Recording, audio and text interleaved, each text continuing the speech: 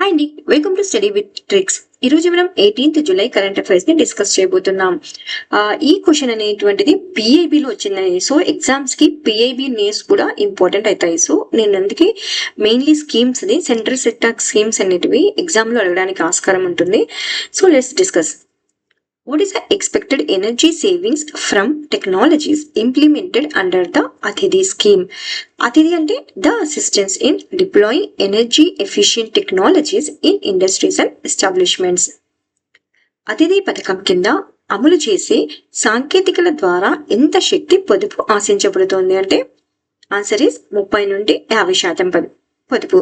So ఈ అతిథి scheme ను ఎవరు తీసుకురావడం జరిగింది అంటే మినిస్ట్రీ ఆఫ్ పవర్, శక్తి మంత్రిత్వ శాఖ ద్వారా ప్రారంభించబడింది. కానీ అమలు చేసేది మాత్రం బ్యూరో ఆఫ్ ఎనర్జీ ఎఫిషియన్సీ.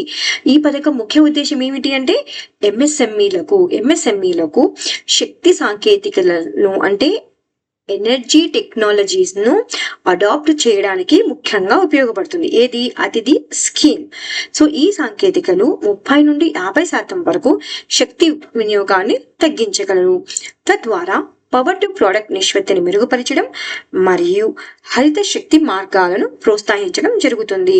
అంటే గ్రీన్ ఎనర్జీను దీని ద్వారా గ్రీన్ ఎనర్జీను ప్రోత్సహించడం అనేది దీని యొక్క ముఖ్య ఉద్దేశం. దీనికి బడ్జెట్ అవుట్లే ఎంత అంటే 1000 crore rupees. సో ఎన్ని సంవత్సరాల వరకు ఇది ఇంప్లిమెంట్ చేస్తారంటే 3 years వరకు ఇంప్లిమెంట్ చేయడానికి ఆస్కారం ఉంది. సో 3 years అంటే 2025 to 2028. సో ఎగ్జామ్ లో ఇలా కూడా అడగచ్చు. అతిథి పథకం అనేటువంటిది ఏ మంత్రిత్వ శాఖ ద్వారా ప్రారంభించబడింది అంటే మినిస్ట్రీ ఆఫ్ పవర్. అలా కాకుండా ఎవరు దాన్ని అమలు చేస్తున్నారంటే బ్యూరో ఆఫ్ ఎనర్జీ ఎఫిషియన్సీ. అలా కాకుండా ఈ అతిథి పథకం అనేటువంటిది ఏ ఇండస్ట్రీస్ కి వర్తిస్తుంది అంటే ఎంఎస్ఎంఈస్ కి వర్తిస్తుంది. What is the main objective of the Uttar Pradesh government's campaign launched in July 2025? జూలైలో ప్రారంభించిన ఉత్తరప్రదేశ్ ప్రభుత్వ ప్రచారం యొక్క ప్రధాన లక్ష్యం ఏమిటి అంటే revive 75 small reverse and tributaries. 75 చిన్న నదులు మరియు ఉపనదులను ఏం చేయడం, రివైవ్ చేయడం. ఉత్తరప్రదేశ్ ప్రభుత్వం 2025 జూలైలో రాష్ట్ర వ్యాప్తంగా ఎన్ని నదులను అంటే పునరుద్ధరించడానికి క్యాంపెయిన్ ని స్టార్ట్ చేసింది. ఎన్ని నదులు అంటే 75 చిన్న నదులను. అంతేకాకుండా ఇది ఒక సాంకేతిక ఆధారిత మరియు సమన్వయంతో కూడినటువంటి ప్రచారాన్ని ప్రారంభించబడింది. ఈ కార్యక్రమంలో ఏం చేస్తారంటే పరిశుభ్రపరిచే పనులు, నీటి ప్రవాహ మార్గాల ఏర్పాటు, వర్షపు నీటి సేకరణ, మొక్కలు నాటే కార్యక్రమాలు ఉన్నాయి. ఇది ముఖ్యమంత్రిచే మార్గనిర్దేశం చేయబడింది మరియు ఎన్ని శాఖలు 10 ప్రభుత్వ శాఖలు మరియు సాంకేతిక సంస్థలు ఇందులో భాగస్వామ్యం అవుతున్నాయి. యాక్చువల్లీ ఈ పథకం దేని కింద తెస్తున్నారు అంటే 2018లో స్టార్ట్ చేయబడినటువంటి మన్రేగా కింద. అయితే ప్రస్తుతం మాత్రం నమామి గంగే మరియు కలిసి ఇది నమామి గంగే మరియు ఎంజీఎన్ఆర్ఏ కింద సాంకేతికంగా అభివృద్ధి చేయబడింది. ఇప్పటి వరకు ఎన్ని నదులు పునరుద్ధరించబడ్డాయి అంటే 50 నదులు పునరుద్ధరించబడ్డాయి. క్వశ్చన్ ఇలా కూడా అడగచ్చండి. ఇటీవల ఏ రాష్ట్ర ప్రభుత్వం 75 చిన్న నదులను పునరుద్ధరించడానికి క్యాంపెయిన్ ప్రారంభించింది అంటే ఉత్తరప్రదేశ్ ప్రభుత్వం. What makes the comet 3I Atlas unique among the celestial objects observed in our solar system? మన సౌర వ్యవస్థలో గమనించిన ఖగోళ వస్తువులలో 3 అట్లాస్ అనే ధూమకేతు ప్రత్యేకత ఏమిటి అంటే it is the third confirmed Interstellar object. ఇది 3వ నిర్ధారిత అంతర్జాతీయ ఖగోళ వస్తువు. సో యాక్చువల్గా ఇది ఏ ప్రాంతంలో, అదేవిధంగా ఏ టెలిస్కోప్ ద్వారా కనుగొనబడింది అంటే చిలీలోని రియో హర్టాడో అనే ప్రాంతంలో అట్లాస్ టెలిస్కోప్ ద్వారా ఈ 3 అట్లాస్ అనేటువంటిది కనుక్కోవడం జరిగింది. ఇది ఒక ఇంటర్స్టెల్లార్.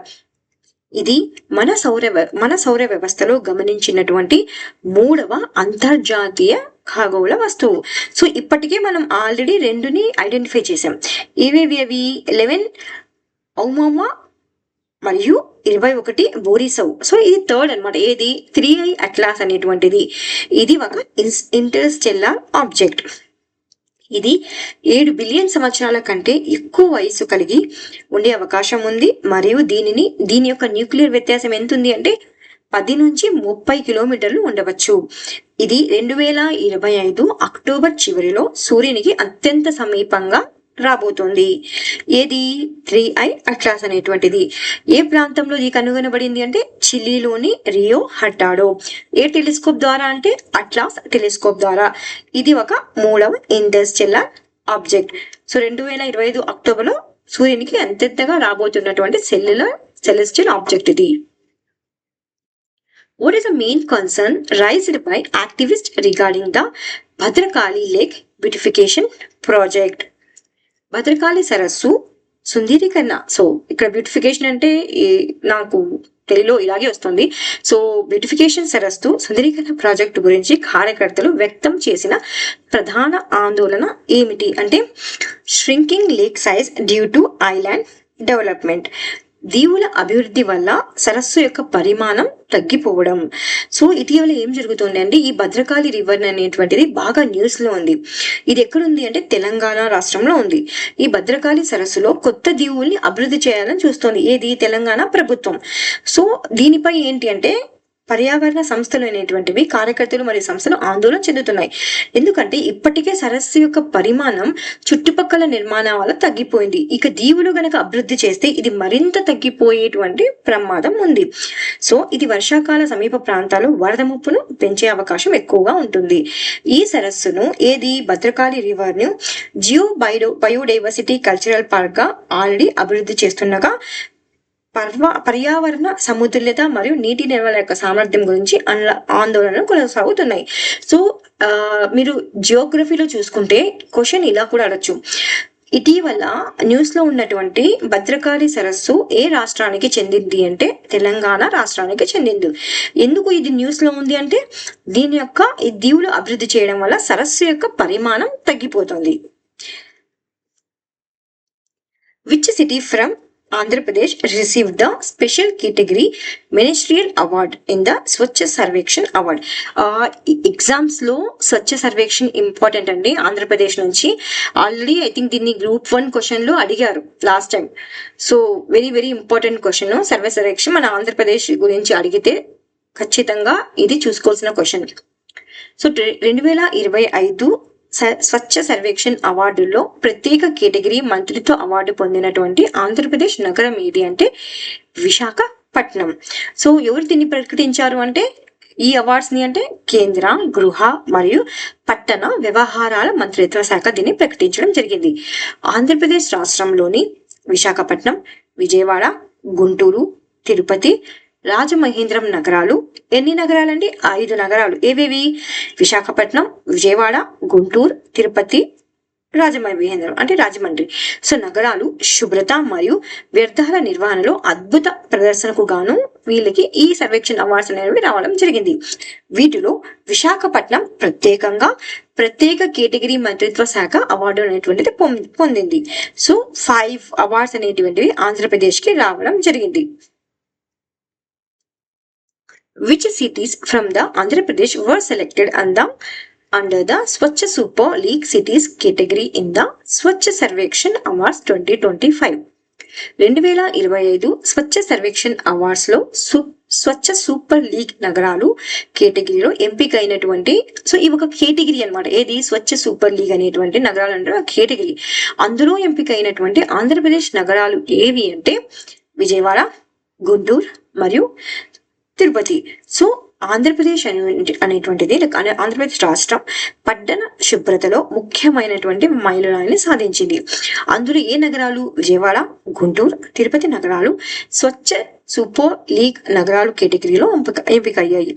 ఇవి పట్టణ పరిశుభ్రతను నిరంతరంగా మెరుగుపరచడంలో చూపిన కృషికి గుర్తింపుని పొందాయి. అదనంగా అయితే ఇక్కడ ఇంకోటి ఉంది. ఏది? రాజమహేంద్రవరం రాష్ట్ర స్థాయి మంత్రిత్వ అవార్డుని పొందింది. ఇది పట్టణ శుభ్రత మరియు ప్రజల భాగస్వామ్యంలో చేసినటువంటి అభివృద్ధికి గుర్తింపుగా రావడం జరిగింది ఈ అవార్డ్స్ అనేటువంటివి. ఇంకోటి ఏమంటే ఇక్కడ విజయవాడ మున్సిపల్ కార్పొరేషన్ అనేటువంటిది 4th ప్లేస్ రావడం జరిగిందండి. ఇందులో 4th ప్లేస్ ఇన్ పాపులేషన్ కేటగిరీలో. ఎంత population? More than 10 lakh population కేటగిరీలో. ఫస్ట్ 3 ప్లేసెస్ ఏమున్నాయి?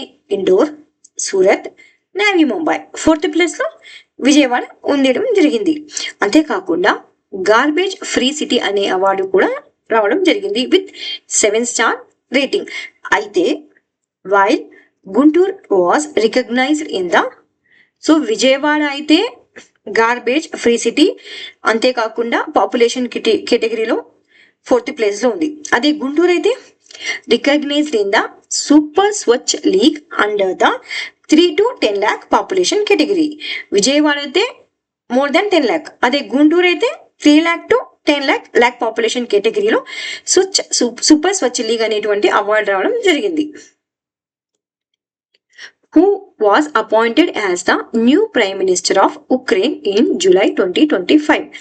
2025 జూలైలో ఉక్రెయిన్ కొత్త ప్రధానమంత్రిగా ఎవరు నియమితులయ్యారు అంటే యూలియా సుర్విడెంకో.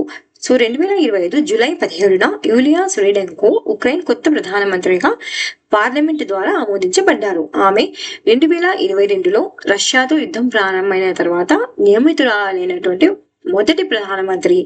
అయితే ఆమె గతంలో ఆర్థిక మంత్రిగా కూడా పనిచేశారు మరియు అమెరికాతో ఖనిజ ఒప్పందం కోసం ప్రధాన చర్చకర్తగా ఉన్నారు. ఆమెకు ముందు డెనిస్ షిన్మాల్, అంటే ఈమె ఎవరి ప్లేస్ లో వచ్చారంటే డెనిస్ షిన్మాల్ అనే ప్రధానమంత్రి ఆల్రెడీ ఉన్నారు కదా, అతని ప్లేస్ లో ఈమె రావడం జరిగింది. ఎవరు? యూలియా సుర్విడెంకో. ఈమె యుక్రెయిన్ ప్రధానమంత్రిగా ఎంపికయ్యారు, అపాయింట్ అయ్యారు. What makes the Akash Prime Missile System suitable for high altitude warfare? Akash prime క్షిపణి. సో సైన్స్ అండ్ టెక్నాలజీలో ఇంపార్టెంట్ క్వశ్చన్ అది. సో వాట్ మేక్స్, సో నేను సైన్స్ అండ్ టెక్నాలజీని కూడా దృష్టిలో పెట్టుకొని యాడ్ చేయడం జరుగుతుంది, ఎందుకంటే ఖచ్చితంగా సైన్స్ అండ్ టెక్నాలజీ నుంచి క్వశ్చన్స్ అడుగుతారండి.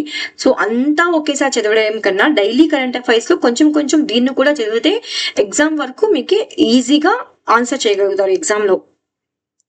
What makes the Akash Prime Missile System suitable for high altitude warfare? Akash prime క్షిపణి వ్యవస్థను ఎత్తైన ప్రదేశాల యుద్ధానికి అనుకూలంగా మార్చేది ఏమిటి అంటే it incorporates and indigenous radio frequency speaker. అంటే ఇది స్వదేశీ రేడియో ఫ్రీక్వెన్సీ స్పీకర్ ను కలిగి ఉంది కాబట్టి ఎత్తైన ప్రదేశాలలో కూడా యుద్ధానికి అనుకూలంగా ఉంటుంది. ఆకాష్ ప్రైమ్ అనేటువంటిది ఏ ఆయుధ వ్యవస్థకు చెందింది అంటే ఆకాష్ యొక్క ఆయుధ వ్యవస్థకు అభివృద్ధి చేసినటువంటి రూపం. ఇది ముఖ్యంగా ఏ ప్రాంతాలలో అంటే ఎత్తైన ప్రదేశాలలో యుద్ధానికి ప్రత్యేకంగా రూపొందించడం జరిగింది. సో యాక్చువల్ గా దీన్ని టెస్ట్ చేయడం జరిగిందంటే ఎవరెవరు అంటే డిఆర్డిఓ మరియు ఇండియన్ ఆర్మీ కలిసి ఏ ప్రాంతంలో? లదాఖ్ ప్రాంతంలో 15,000 అడుగుల ఎత్తులో విజయవంతంగా దీన్ని పరీక్షించడం జరిగింది. ఈ వ్యవస్థలో స్వదేశీగా అభివృద్ధి చేసినటువంటి రేడియో ఫ్రీక్వెన్సీ స్పీకర్ ఉంది. ఇది గగనతల లక్ష్యాలను ఖచ్చితంగా గుర్తించి ధ్వంసం చేయడంలో సహాయపడుతుంది. సో ఈ పరీక్షల సమయంలో ఇది 2 కంటే అధిక వేగం గల డ్రోన్ లక్ష్యాలను విజయవంతంగా ధ్వంసం చేయడం జరిగింది. ఇది ఎలాంటి చోట్ల ఇది ముఖ్యంగా పనిచేస్తుంది అంటే ఎల్ఏసి మరియు ఎల్ఓసి వంటి సున్నితమైన సరిహద్దు ప్రాంతాల్లో భారతదేశం యొక్క గగనతల రక్షణ సామర్థ్యాలను బలపరచడంలో కీలక ముందడుగుగా చెప్పవచ్చు. ఇది ఒక surface to air missile. Exam లో అడగచ్చండి, ఆకాష్ ప్రైమ్ అనేటువంటిది ఎలాంటి మిసైల్ అంటే భూతలం నుండి లైక్ గాలిలోకి ప్రయోగించడం, ఎయిర్ లోకి ప్రయోగించడం. So surface to air missile. Range ఎంత అంటే 30 kilometers. ఎవరెవరు దీన్ని పరీక్షించారంటే డిఆర్డిఓ మరియు ఇండియన్ ఆర్మీ. ఎక్కడ అంటే లదాఖ్ లో. దీంట్లో ఏముంది అంటే ఇండిజినియస్ రేడియో ఫ్రీక్వెన్సీ స్పీకర్ ఉన్నందువల్ల ఇది ఎత్తైన ప్రదేశాల్లో యుద్ధానికి అనుకూలంగా ఉంటుంది. Why was Dharmendra Pradhan honored with the Kalinga Ratna award in July 2025? 2025 జూలైలో ధర్మేంద్ర ప్రధాన్ గారికి కళింగ రత్న అవార్డు ఎందుకు ప్రదానం చేయబడింది? For promoting Indian languages and education reforms. భారతీయ భాషలను ప్రోత్సహించడం మరియు విద్యా సంస్కరణకు చేసిన కృషికి గాను ఇతనికి కళింగ రత్న అవార్డును రావడం జరిగింది. ఇప్పుడు అంటే జూలై 15న ఇతనికి అవార్డు రావడం జరిగిందండి. ఈ అవార్డు అంటే కళింగ రత్న అవార్డు. ఈ అవార్డును ఇది ఎప్పుడు ఏ సంవత్సరానికి గాను ఇస్తున్నారంటే 2024 సంవత్సరానికి కానీ ఇప్పుడు ఇస్తున్నారు. ఈ అవార్డు 15వ దశాబ్దపు ప్రముఖ ఒడియా ఆది కవి అయినటువంటి సరళా దాస్ 600వ జయంతి ఉత్సవాల సందర్భంగా కటక్, ఒడిశాలో రాష్ట్రపతి ద్రౌపది ముర్ము గారి చేతుల మీదుగా సరళా సాహిత్య సంసద్ ఆధ్వర్యంలో ప్రదానం చేయబడింది. ఆయన భారతీయ భాషల ప్రోత్సాహం మరియు విద్యా సంస్కరణ అమలులో చేసినటువంటి కృషికి గాను ఈ అవార్డు లభించడం జరిగింది. ఇది సాంస్కృతిక మరియు ప్రజాసేవ రంగాల్లో ఆయన జాతీయ స్థాయికి కృషి చేస్తుంది. సో ఎగ్జామ్ లో క్వశ్చన్ ని ఇలా కూడా అడగచ్చు. ఇటీవల ధర్మేంద్ర ప్రధాన్ గారికి ఏ అవార్డుతో సత్కరించడం జరిగింది అంటే కళింగరత్న అవార్డుతో సత్కరించడం జరిగింది. ఎందుకు అంటే for promoting Indian languages and educational reforms. ఏ కవి అంటే సరళా దాస్ కవి. What is the primary goal of Gujarat tribal genome sequencing project? Gujarat యొక్క గిరిజన జన్యు అనుక్రమణ యొక్క ప్రాజెక్ట్ యొక్క ప్రధాన లక్ష్యం ఏమిటి అంటే sequencing genomes to improve tribal health care. గిరిజన ఆరోగ్య సంరక్షణను మెరుగుపరిచేందుకు జన్యు అనుక్రమణను చేయడం. సో ఏ రాష్ట్రం తీసుకొచ్చిందండి? గుజరాత్ రాష్ట్రం తీసుకొచ్చింది. సో ఎగ్జామ్ లో ఎలా అడగచ్చు? ఇలాగైనా అడగచ్చు. What is the primary goal అన్నా అడగచ్చు. లేకపోతే ఇటీవల ఏ రాష్ట్రం ట్రైబల్ జీనోమ్ సీక్వెన్సింగ్ ప్రాజెక్ట్ ను ప్రారంభించింది అంటే గుజరాత్ ప్రభుత్వం. సో ఈ గుజరాత్ రాష్ట్రం అనేటువంటిది భారతదేశపు మొట్టమొదటి గిరిజన జన్యు అనుక్రమణ ప్రాజెక్టును ప్రారంభించింది.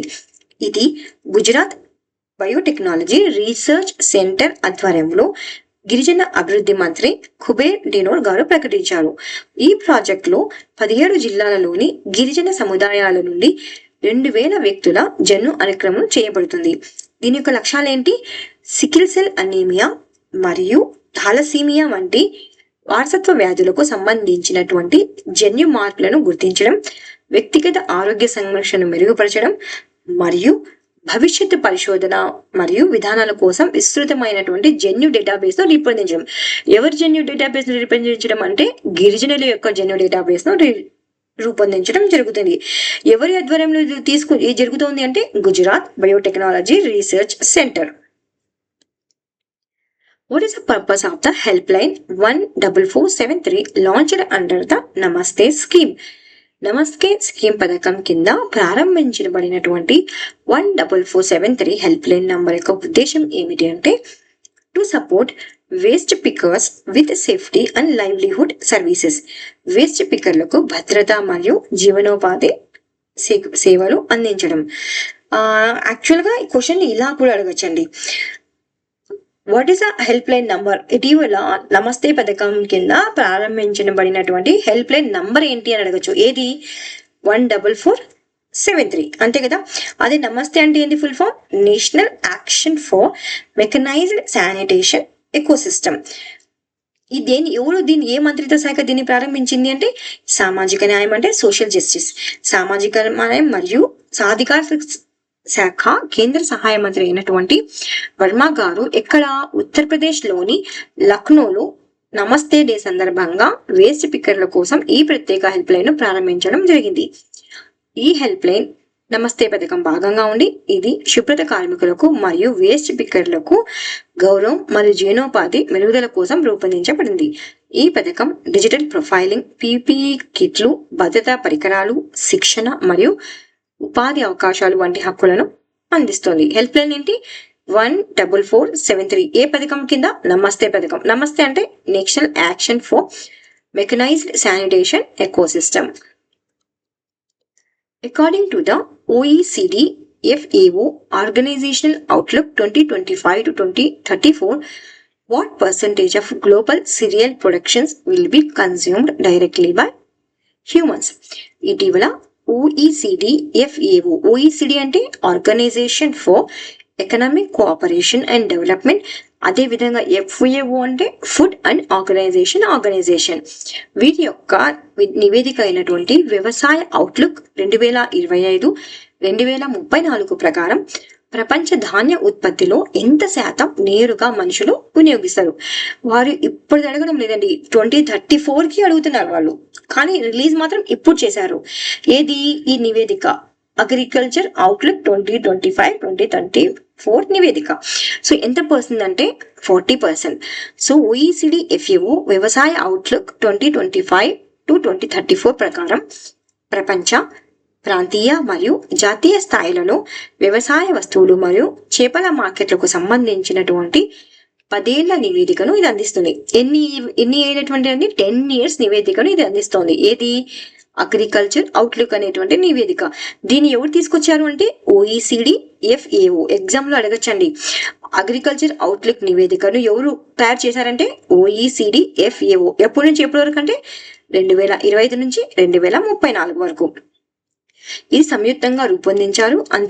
అదే విధంగా ఈ అవుట్లుక్ ప్రకారం 2034 నాటికి ప్రపంచ ధాన్య ఉత్పత్తిలో కేవలం 40% మాత్రమే నేరుగా మనుషులు వినియోగిస్తారు. మిగిలిన వాటిలో 33% పశువుల ఆహారంగా, 27% బయోఫ్యూయల్స్ మరియు పారిశ్రామిక అవసరాల కోసం ఉపయోగించబడతాయి. ఇది ఆహారేతర రంగాల్లో ధాన్యాలపై పెరిగినటువంటి డిమాండ్ను ప్రతిబంధిస్తుంది మరియు స్థిరమైన వ్యవసాయ ప్రణాళిక అవసరాన్ని సూచిస్తుంది. ఎంత పర్సెంట్? 40%. ఎప్పటికి చెప్తుంది? 2034కు చెప్తుంది ఇది. What is the purpose of NABARD's Rural Tech Collab portal launched on its 44th Foundation Day? So నేను చాలా డీటెయిల్ గా ఇక్కడ క్వశ్చన్స్ ని ఎక్స్ప్లెయిన్ చేయడం జరిగింది. ఎందుకంటే ఇందులో ఇలాంటి క్వశ్చన్స్ లో మీ ఎగ్జామ్ లో ఎలా అడిగినా మీరు ఆన్సర్ చేసే విధంగా ఈ క్వశ్చన్స్ ని రూపొందించడం జరుగుతోంది. సో ఈ క్వశ్చన్ లోని ఎన్ని క్వశ్చన్స్ ఉన్నాయో చూడండి మీరు. సో నాబార్డ్ 44వ స్థాపన దినోత్సవం సందర్భంగా ప్రారంభించినటువంటి రూరల్ టెక్ కొలాబ్ ఇది ఒక పోర్టల్. సో పోర్టల్ గా అడగచ్చండి. So rural tech collab portal ని ఎవరు అభివృద్ధి చేశారంటే నాబార్డ్. సో ఇక్కడ ఏమడుగుతున్నారు వాళ్ళు? రూరల్ టెక్ కొలాబ్ పోర్టల్ యొక్క ఉద్దేశం ఏమిటి అంటే to connect rural banks with urban investors. గ్రామీణ బ్యాంకులను పట్టణ పెట్టుబడిదారులతో కలపడం. ఇదంతా ఎప్పుడు జరిగింది అంటే 2025 జూలై 12న ఏం జరిగింది అంటే నాబార్డ్ యొక్క 44వ స్థాపనా దినోత్సవాన్ని జరుపుకుంది. ఈ సందర్భంగా గ్రామీణ అభివృద్ధి మరియు సమగ్ర వృద్ధిని ప్రోత్సహించేటువంటి అనేక కార్యక్రమాలను ప్రారంభించింది. ఇది PABలో వచ్చిందండి. చాలా ఇంపార్టెంట్ క్వశ్చన్ ఇది. వీటిలో ముఖ్యమైనది ఏదంటే రూరల్ టెక్ కొలాబ్ పోర్టల్. ఇది స్టార్టప్లు, పరిశోధనా సంస్థలు మరియు సాంకేతికల అభివృద్ధికర్తలను రైతు ఉత్పత్తిదారుల సంస్థలతో అంటే FPOస్తో మరియు ఇతర గ్రామీణ భాగస్వాములతో కలిపే ఓపెన్ డిజిటల్ ఇన్నోవేషన్ ప్లాట్ఫామ్. ఏది? రూరల్ టెక్ కొలాబ్ అనేటువంటిది. ఈ పోర్టల్ గ్రామీణ అవసరాలకు అనుగుణంగా సాంకేతికతను సంయుక్తంగా అభివృద్ధి చేయడం, పరీక్షించడం మరియు విస్తరించడం కోసం ప్రోత్సహించింది. అంతేకాకుండా ఇంకా ఏం చేసింది నాబార్డ్ ఆ రోజున అంటే నిర్వాన్ అనేటువంటి గ్రీవియన్స్ సిస్టమ్ ను రిలీజ్ చేసింది. Grievance redressal system for rural cooperative banks అంటే గ్రామీణ సహకార బ్యాంకుల కోసం ఫిర్యాదు పరిష్కార వ్యవస్థ. సో క్వశ్చన్ ఎలా అడుగుతారంటే నాబార్డ్ అనేటువంటిది ఇటీవల 44వ స్థాపనా దినోత్సవంలో భాగంగా గ్రామీణ సహకార బ్యాంకుల కోసం ఏ పరిష్కార వ్యవస్థను అభివృద్ధి చేసింది అని పేర్లు ఇస్తారు. అందులో ఆన్సర్ ఏంది? Nirvan is a grievance redressal system for ఎవరి కోసం అంటే అడగచ్చు. నిర్వాన్ ఎవరి కోసం డెవలప్ చేశారంటే రూరల్ కోఆపరేటివ్ బ్యాంక్స్. ఈ ప్రత్యేక డిజిటల్ వ్యవస్థ గ్రామీణ సహకార బ్యాంకులకు 24/7 అంటే 24 hours ఫిర్యాదు పరిష్కార సేవలను అందిస్తుంది. ఇది సహకార బ్యాంకింగ్ రంగంలో పాలన మరియు సేవల అందుబాటును మెరుగుపరచడం లక్ష్యంగా రూపొందింది. చాలా ఇంపార్టెంట్ క్వశ్చన్ అండి. అడిగే ఛాన్సెస్ ఉన్న క్వశ్చన్ ఇది. What was significant about SpaceX launch of Amazon's project Kuiper satellites on July 16, 2025? 2025 July 16న SpaceX అమెజాన్ ప్రాజెక్ట్ అయినటువంటి కుపియో ఉపగ్రహాలను ప్రయోగించిన ప్రత్యేకత ఏమిటి అంటే it used SpaceX Falcon 9 rocket for the first time. So మొదటిసారి ఏది అమెజాన్ ప్రాజెక్ట్ అయినటువంటి కుపియర్ ను SpaceX యొక్క ఏ రాకెట్ ద్వారా అంటే Falcon 9 రాకెట్ ద్వారా ప్రయోగించడం జరిగింది. సో ఈ అమెజాన్ యొక్క ప్రాజెక్ట్ పేరు కుపియర్ ప్రాజెక్ట్. ఇది ఎందుకోసం హెల్ప్ అవుతుంది ఈ కోపియా ప్రాజెక్ట్ అంటే? ప్రపంచవ్యాప్తంగా broadband services, internet services అందించాలనేటువంటి లక్ష్యం అనమాట. ఏది? అమెజాన్ది. సో ఇది ఎక్కడి నుంచి ప్రయోగించబడింది అంటే కేప్ కెనరేవాల్, ఫ్లోరిడా నుంచి ప్రయోగించబడింది. దీన్ని ఎవరు తీసుకెళ్లారంటే స్పేస్ ఎక్స్ ఫాల్కన్ 9 నుండి ప్రయోగించడం జరిగింది. ఇది ప్రాజెక్ట్ కూపర్ యొక్క 3వ బ్యాచ్ మరియు అమెజాన్ మొదటిసారి స్పేస్ ఎక్స్ యొక్క ఫాల్కన్ 9 రాకెట్ ద్వారా ఉపయోగించినటువంటి ప్రయోగం ఇది. సో ఆల్రెడీ ఇంతకు ముందే 98 కుబేర్ ఉపగ్రహాలు అనేటువంటిది చేరాయండి. అంటే దీంతో కలిపి 78 కుబేర్ ఉపగ్రహాలు అనేటువంటివి కక్షలోకి చేరడం జరిగింది. సో చాలా ఇంపార్టెంట్ బిట్. అమెజాన్ యొక్క ఇంటర్నెట్ బ్రాడ్బ్యాండ్ ఇంటర్నెట్ యొక్క పేరు ఏమిటి అంటే project Kuber. Why did India dispatch 3 lakh doses of measles and rubella vaccines to Bolivia in July 2025? So ఇటీవలే 2025 జూలైలో భారతదేశం బొలీవియాకు ఎన్ని లక్షల అంటే 3 లక్షల మిజిల్స్ మరియు రుబెల్లా వ్యాక్సిన్స్ డోసులను పంపించిందండి. దానికి కారణం ఏమిటి అంటే to respond to A national health emergency due to measles out break. Measles వ్యాప్తి కారణంగా ప్రకటించినటువంటి జాతీయ ఆరోగ్య అత్యవసర పరిస్థితికి స్పందించేందుకు. సో ఇటీవల బొలీవియా ఏం చేసిందంటే హెల్త్ ఎమర్జెన్సీని ప్రకటించింది దేశంలో. ఎందుకు? అక్కడ మిజిల్స్ అవుట్ బ్రేక్ అనేటువంటి జరుగుతుంది. సో మీరు పిక్ నేను ఇక్కడ యాడ్ చేశాను. మిజిల్స్ అంటే ఏంటి అంటే ఇది ఒక మచ్చల లాంటిదండి. సో ఇక్కడ యాడ్ చేశాను చూడండి. సో హెల్త్ ఎమర్జెన్సీని ప్రకటించింది. క్వశ్చన్ ఇలా కూడా అడగచ్చు, ఇటీవల ఏ దేశం మిజిల్స్ అవుట్ బ్రేక్ వల్ల హెల్త్ ఎమర్జెన్సీని ప్రకటించింది అంటే బొలీవియా. లేకపోతే ఇలాగైనా అడగచ్చు, భారతదేశం ఏ దేశానికి హెల్త్ ఎమర్జెన్సీ కారణంగా 3 లక్షల మిజిల్స్ మరియు రుబెల్లా వ్యాక్సిన్స్ ను పంపించింది అంటే బొలీవియాకు. సో ఎన్ని కేసెస్ అంటే జూలై 17, 2025 నాటికి 60 నిర్ధారిత కేసులు నమోదు కావడంతో బొలీవియా జాతీయ ఆరోగ్య అత్యవసర సంస్థను పరిస్థితిని ప్రకటించింది. ఈ సహాయ చర్య ఆరోగ్య సంక్షోభ సమయంలో గ్లోబల్ సౌత్ దేశాలకు మద్దతు ఇవ్వాలన్నటువంటి భారతదేశం యొక్క నిబద్ధతను ప్రతిబంధిస్తుంది. So very very important question. ఏ అవుట్ బ్రేక్ అయిందంటే మిజల్స్ అనేది అవుట్ బ్రేక్ అయింది ఏ దేశంలో అంటే బొలీవియా దేశంలో. వారు నేషనల్ హెల్త్ ఎమర్జెన్సీని ఆల్రెడీ ప్రకటించడం జరిగింది వారి దేశంలో. ఇది 1 లైనర్ క్వశ్చన్స్ అండి. దీంట్లో రివిజన్స్ అనేవి బాగా పెట్టాను నేను. అంటే ఒకే చోటికి తీసుకురావాలి అంటే తొందరగా రివిజన్ అయిపోతుంది కదా, అందుకని నేను ఇలా పెట్టడం జరిగింది. 1 జూలై దేనిగా సెలబ్రేట్ చేస్తాం? GST day, national postal workers day, State Bank of India foundation day. ఎప్పుడు?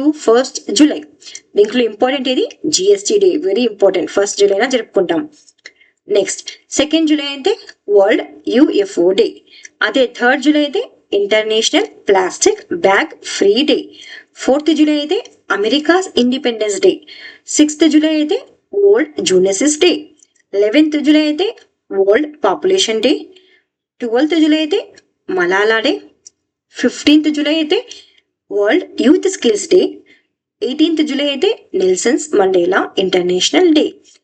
28th జూలై అంటే world hepatitis day. 29th July అయితే వెరీ ఇంపార్టెంట్ అండి. 29th July. సో ఇక్కడ వెరీ వెరీ ఇంపార్టెంట్ ఏవేవి? జిఎస్టీ డే ఒకటి, international tiger day 29th July ఒకటి, ఇంకోటి Nelson Mandela 18th July, world population day 11th July. So last 31st July ఏంటి? World ranger day. So ఈ ఒకసారి చూసుకోండి మీరు. దీంట్లో 2-3 మాత్రం చాలా ఇంపార్టెంట్ ఉన్నాయి. Next India owns 3 medals in archery world cup 2025 held at ఎక్కడ జరిగింది అంటే మాడ్రిడ్, స్పెయిన్ లో జరిగింది. ఏది? ఆర్చరీ వరల్డ్ కప్ అనేటువంటిది. మనకి ఎన్ని వచ్చాయంటే 1 సిల్వర్ వచ్చింది, 2 బ్రోంజ్ మెడల్ రావడం జరిగింది. Leena Nair has been awarded as the commander of the order of the British empire. So Leena Nair గారికి ఏమొచ్చింది బ్రిటిష్ ఎంపైర్ నుంచి అంటే అవార్డు వచ్చింది. ఏ award? Commander of the order of the British empire. ఎవరికి? లీనా నాయర్ గారికి. సో ఇటీవల చీఫ్ జస్టిస్ గా ఎవరెవరు అపాయింట్ అయ్యారని ఒక దగ్గర పెట్టడం జరిగింది నేను. Chief justice of Madhya Pradesh appointed as the justice like who is have been appointed అంటే జస్టిస్ సంజీవ్ శర్మ సచ్దేవ్. అదేవిధంగా కర్ణాటక చీఫ్ జస్టిస్ ఎవరు అంటే justice Vibhu Bakhru. Chief justice of Jharkhand అంటే justice Tarlok Singh Chauhan. Chief justice of Patna అంటే justice Vipul Manubhai Pancholi. Chief justice of Gauhati అంటే జస్టిస్ అశుతోష్ కుమార్. ఏ ఆర్టికల్ ద్వారా మనం అపాయింట్ చేస్తామంటే 217-1. సో మీ New York created history by winnowing the 2025 major league cricket title. ఎవరు అంటే మీ న్యూయార్క్ అనేటువంటిది హిస్టరీ క్రియేట్ చేసింది. అది ఏం చేసింది అంటే విన్ అయింది. దేన్ని అంటే మేజర్ లీగ్ క్రికెట్ అనేటువంటి టైటిల్ని గెలుచుకోవడం జరిగింది. Okay, Assam state government launched the Prerana Asoni scheme to support class 10th students. So ఏ స్టేట్ ప్రేరణ అసోనిని లాంచ్ చేసింది అంటే అస్సాం స్టేట్ అనేటువంటి లాంచ్ చేయడం జరిగింది. ఎందుకు? To support 10th class student ని సపోర్ట్ చేయడానికి ఈ స్కీమ్ ను లాంచ్ చేయడం జరిగింది. ఇందులో ఏం చేస్తారంటే ప్రతి 10th క్లాస్ చదివేటువంటి అమ్మాయికి 300 రూపీస్ ని ఇవ్వడం జరుగుతుంది. Maharashtra is the first state to give animal husbandry and poultry farming has been given the status of agriculture. So Maharashtra అనేటువంటిది భారతదేశంలోనే ఫస్ట్ రాష్ట్రం అండి. ఏంటి అంటే అగ్రికల్చర్ స్టేటస్ ఇస్తుంది. ఏ దేనికి అంటే అనిమల్ హస్బెండరీకి మరియు కోళ్ళ పెంపకానికి అనిమల్ హస్బెండరీకి ఇవ్వడం జరుగుతుంది. ఏది? మహారాష్ట్ర ప్రభుత్వం. India and Kuwait signed a revised MOU to expand their flying rights. So India మరియు కువైట్ అనేటువంటి ఒక MOUను చేసుకోవడం జరిగింది. అంటే మన ఎయిర్ ఇండియా కానీ అవి విమానాలు వెళ్ళి అక్కడ స్టే చేస్తాయి కదా, వాళ్ళ ప్లేస్లో ఆ ప్లేస్ని అనమాట. సో ఫ్లయింగ్ రైట్స్ని వాళ్ళ ప్రదేశంలో MOU చేయడం జరిగింది. ఎవరెవరు? ఇండియా మరియు కువైట్. సో మన విమానాలు కువైట్ కి వెళ్ళినప్పుడు అక్కడ స్లాట్స్ అనేటువంటివి అలాట్ చేస్తారు కదండి, ఆ స్లాట్స్ పైన ఎంత స్లాట్స్ ఉండాలి అనే ఉద్దేశంతో ఈ MOU అనేటువంటిది చేసుకోవడం జరిగింది. Goa government launched the India's first roll of roro ferry services on the Mandovi river connected to Chorao island to the capacity of city Panaji. So ఇటీవల గోవా ప్రభుత్వం అనేటువంటిది ఫస్ట్ రోరో ఫెర్రీ సర్వీసెస్ ని లాంచ్ చేయడం జరిగింది. దీనిలో ఇంపార్టెంట్ జియోగ్రఫీ క్వశ్చన్ ఉంటుంది. ఎక్కడ అంటే ఏ రివర్ పైన అంటే మండోరి రివర్. సో క్వశ్చన్ లో ఇలా కూడా అడగచ్చు, మండోరి రివర్ ఎక్కడ ఉంది, ఏ రాష్ట్రంలో ఉంది అంటే గోవాలో ఉంది. సరేనా? సో రోరో ఫెర్రీ సర్వీసెస్ అంటే ఏం లేదండి. సో పనాజీ ఉంది కదా, ఆ సిటీ నుంచి ఆ కోరో ఐలాండ్ కి వెహికల్స్ ఏమైనా వెళ్ళాలంటే అక్కడ కష్టం అవుతుంది అనమాట. కార్స్ అనేటువంటివి కానీ బైక్స్ అనేటువంటి ఈ ఫెర్రీ సర్వీసెస్ ద్వారా పనాజీ నుండి కోరో ఐలాండ్ కి తీసుకువెళ్ళడం జరుగుతుంది. దేని ద్వారా? ఈ రోరో ఫెర్రీసెస్ ద్వారా. హర్యానా చీఫ్ మినిస్టర్ నయాబ్ సింగ్ మరియు Dharmendra Pradhan jointly inaugurated the University of Southampton, UK. So it is India's first Indian campus in Gurugram, Haryana. ఎవరెవరు? హర్యానా యొక్క సీఎం అయినటువంటి నయాబ్ సింగ్, అదేవిధంగా విద్యాశాఖ మంత్రి అయినటువంటి ధర్మేంద్ర ప్రధాన్ గారు ఇద్దరూ కలిసి యూనివర్సిటీ ఆఫ్ సౌథంప్టన్, ఇది ఏ దేశానికి చెందిందంటే యునైటెడ్ కింగ్డమ్, UK, వాళ్ళ యొక్క బ్రాంచ్ అనేటువంటిది ఇండియాలో స్టార్ట్ చేయబోతున్నారు. అది ఎక్కడ అంటే గురుగ్రామ్ మరియు హర్యానాలో. రివిజన్ క్వశ్చన్స్ అండి, క్విక్ గా రివైజ్ చేద్దాం. ఫస్ట్ క్వశ్చన్, గూగుల్ యొక్క వ్యవసాయ మానిటరింగ్ మరియు ఈవెంట్ డిటెక్షన్ అంటే అమేద్ API యొక్క ప్రధాన పని ఏమిటి అంటే పంట ఆరోగ్యం, వృద్ధి, వ్యవసాయ సంఘటనలపై రియల్ టైం ఫీల్డ్ స్థాయి సమాచారం అందించడం. నెక్స్ట్, కెన్యాలోని లేక్ తుర్కానా బేసిన్ లో కనుగొన్నటువంటి 18 నుండి 20 మిలియన్ సంవత్సరాల పురాతన జంతు ఫాసిల్స్ నుంచి శాస్త్రవేత్తలు ఇటీవల ఏమి వెలికి తీశారు అంటే అంతరించిపోయినటువంటి పురాతన జంతువుల నుండి ఎనామిల్ ప్రోటీన్లను వెలికి తీయడం జరిగింది. Centre for research on energy and clean air అంటే క్రియా ప్రకారం 2025 మొదటి అర్ధభాగంలో భారతదేశంలో అత్యధికంగా కాలుష్యం ఉన్నటువంటి వెరీ ఇంపార్టెంట్ నగరం ఏది అంటే బర్నిహాట్ దేశం. భారతదేశపు మొట్టమొదటి ఆక్వాటెక్ పార్క్ ఎక్కడ ప్రారంభించబడింది మరియు దాని ప్రధాన లక్ష్యం ఏమిటి అంటే ఎక్కడ ప్రారంభించబడింది? సోనాపూర్, అస్సాంలో ప్రారంభించబడింది. దాని లక్ష్యం అంటే సుస్థిర జనవరుల వ్యవసాయం మరియు మత్స్య పరిశ్రమలలో ఆవిష్కరణను ప్రోత్సహించడం. వరల్డ్ ఇంటర్నేషనల్ జస్టిస్ డే ఏం గుర్తు చేస్తుంది? దాని ప్రాముఖ్యత ఏమిటి అంటే ఎప్పుడంటే ఏ తేదీని జరుపుకుంటున్నాం అంటే July 17. నిన్న డిస్కస్ చేసాం కదా.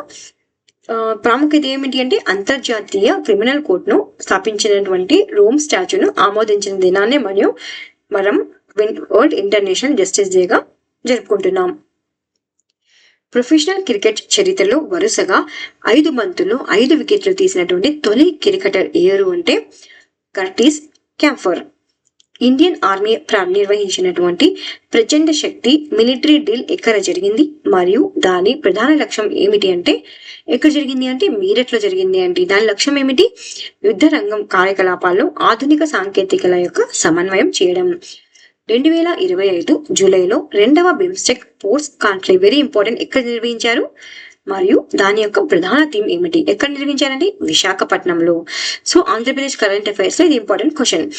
సో దాని యొక్క థీమ్ ఏంటి అంటే భవిష్యత్తులో దిశానిర్దేశం చేయడం, బ్లూ ఎకానమీ ఆవిష్కరణ మరియు సుస్థిర భాగస్వాములు ఏర్పాటు చేయడం. 2024-25 సీజన్లో ప్రాసెస్డ్ పొటాటో ఉత్పత్తిలో అత్యధిక స్థానం పొందినటువంటి భారత రాష్ట్రం ఏది అంటే ఫస్ట్ ప్లేస్ ఉందన్నమాట. ఏది అంటే గుజరాత్ రాష్ట్రం. ఆంధ్రప్రదేశ్ లో మచిలీపట్నం పోర్ట్ పునరుద్ధరణకు ప్రాజెక్టు కింద కొత్త గ్రీన్ ఫీల్డ్ పోర్టు ఎక్కడ నిర్మించబోతోంది అంటే మచిలీపట్నంలోని మంగినపడి. అది ఏది కంపెనీ అంటే మేఘా కంపెనీ అండి. నిన్న డిస్కస్ చేసుకున్నాం. ప్రతి సంవత్సరం జూలై 16న జరుపుకునేటువంటి ఆర్టిఫిషియల్ ఇంటెలిజెన్స్ అభినందన దినోత్సవం యొక్క ప్రాధాన్యత ఉద్దేశం ఏమిటి అంటే ఆర్టిఫిషియల్ ఇంటెలిజెన్స్ యొక్క సామాజిక ప్రభావాన్ని గుర్తించి నైతిక ఆవిష్కరణను ప్రోత్సహించడం. ఇది లాస్ట్ క్వశ్చన్ అండి. Which village was announced as India's first digital nomad village? భారతదేశం యొక్క తొలి డిజిటల్ నోమడ్ గ్రామంగా ఏ గ్రామాన్ని ప్రకటించారు? మనం మొన్నటి కరెంట్ అఫైర్స్ లో ఈ క్వశ్చన్ ని డిస్కస్ చేయడం జరిగింది. తెలిస్తే ఒకసారి కమెంట్ చేయండి, లేకపోతే అక్కడ కరెంట్ అఫైర్స్ ని రిఫర్ చేసి కమెంట్ బాక్స్ లో కమెంట్ చేయడానికి ట్రై చేయండి. ఎప్పుడు కానీ చదివేటప్పుడు మనం మూడు ఆర్ అని గుర్తుపెట్టుకోవాలండి. 3 త్రిబుల్ ఆర్ సినిమా కాదండి, ఎన్టీఆర్ అది కాదు. త్రిబుల్ ఆర్ అంటే రిపీట్, రీకాల్, రివైజ్. సో ఎన్నిసార్లు మనం రివైజ్ చేస్తామో అంత బాగా మనకి గుర్తుండడానికి అవకాశం ఉంటుంది. సరేనా? Thank you so much for watching study with tricks.